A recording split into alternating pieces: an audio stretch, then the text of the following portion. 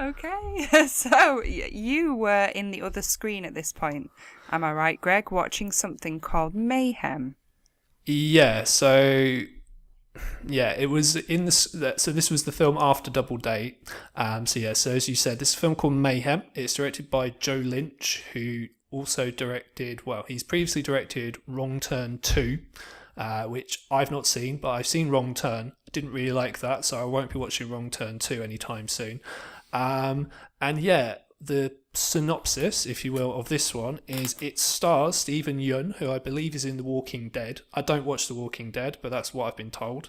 And essentially, he plays a lawyer at this very high-powered firm. There is a kind of as a more senior member of staff at his firm who basically tries to get him fired on a technicality for a case that he wasn't involved in, and he isn't very happy about that. And at the same time as that, there is a virus which is unleashed, which basically causes people to basically act on their basic instinct and go completely crazy, and get red eye, essentially. So if they want to beat people up, they beat people up. If they want to fuck, they fuck. Basically it just drives everyone crazy. Essentially what happens is he's there, he wants to get revenge on his boss for basically firing him, and there's another woman there who, she was there because, her house was foreclosed on a mortgage and they wouldn't let her get her mortgage, and basically she wants to get revenge on the firm as well. They team up and there's lots of violence, essentially. So overall, a good film. It sounds quite chaotic, as the title leans towards, Mayhem. Right. I'm not going to lie, you're going to think I'm a miserable bastard, but I'm completely the wrong audience for this. I didn't really enjoy this. A lot of people did, and that's fair enough. I'm not saying it's a bad film. I thought it was all right, but I just really didn't enjoy this. So essentially, to me, this is kind of like a cross between Kick-Ass and Office Space and The Raid, really. Yeah. Mm-hmm. So if you can imagine, so Kick-Ass, it's in the tone. So at the start of the film, it's got that sort of voiceover narration that these kind of films have. Well, I was just in my office one day, and it's sort of this really kind of cool. And I use cool in inverted commas because I think the whole idea is that it's this overly sort of stylized, almost very cartoony, comic bookish kind of film where people are playing exaggerated versions of like kind of people in real life that don't actually exist. Have you seen the Belko Experiment at all? Yeah, it is very similar to the Belko Experiment.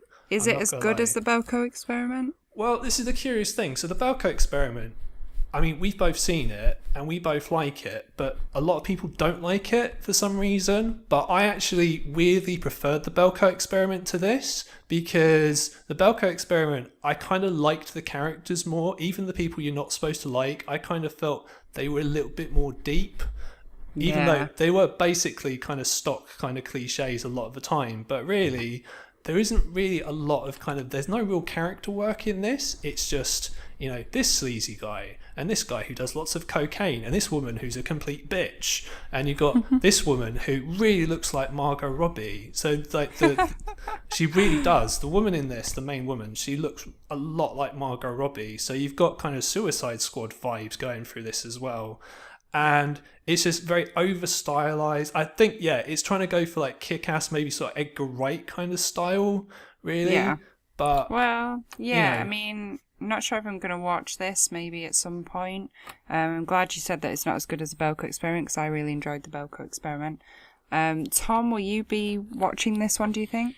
Well, I've heard a lot about the Belko Experiment, and I really want to see that. I've heard very positive things about that, and I do like this kind of idea. It's sort of, is it a sort of zombie-esque film? Yeah, so it's kind of like sort of 28 Days Later, in that there's this kind of virus, and it's not like, it doesn't really turn people into zombies as such. They don't try and like bite people or kill. Well, they kind of try and kill people, but it's just ridiculously violent. Ridiculously so. It's kind of, I don't know, it's violence that's cool violence, if that makes sense. So it's not really kind of horrific violence, which again, it might be another reason that I'm maybe not a huge fan of this, because I think, again, something like The Raid, it's got these really cool set pieces in it, whereas this has got one kind of all right set piece, but I don't know. It's got this kind of. I don't like the tone of it. I think that's probably what it is. It's got this very kind of snarky tone that really, really puts me off. That's just kind of like, oh, look how cool we are. We're being so cool. And I don't know. I just found it very, very off-putting. It's this very American kind of thing that we get in certain films where, I don't know, it's hard for me to kind of put into words, but I just found it very grating, personally. Greg, you're just not cool enough for me. that must be what it is. Clear enough. I mean, the other people in the cinema, they seem to be really enjoying it, so maybe I'm just not cool. What can I say? It doesn't sound like your type of film, and it is American made, so I can understand the kind of style that you're talking about. I think I would know what to expect. Might give this a watch, but I'm not sure on that one.